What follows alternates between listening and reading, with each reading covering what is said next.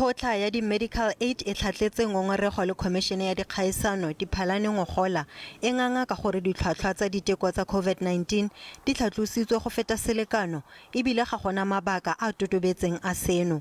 Dipatlisiso di ne di totile Lancet, Pathcare le Empath go fitlhetswe gore ditheo tseno di nnetswe ditlhwatlhwa tse di kwa tlase go dira diteko tsa COVID-19. Di ne di dira diteko di le dintsi mme di duedisa madi a kwa godimo. Ditheo tseno di ntse di dira madi a seng kana ka sepe ga e sale go runya ga leroborobo la COVID-19.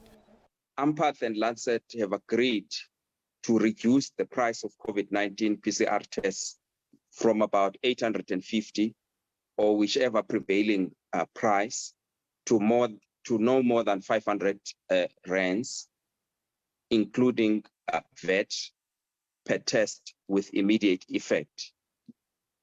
Khomišene ya re ga se lekgetho la ntlha e fokotsa tlhwatlhwa ya diteko tsa COVID-19 ya re teko ya corona e kile ya bo e tsamaela go diranta tse 1,400.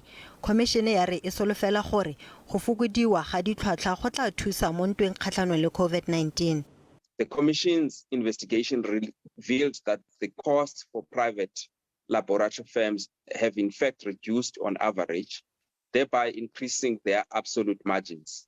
The Commission's investigation also revealed that the pathology groups have been earning significant profits since March 2020.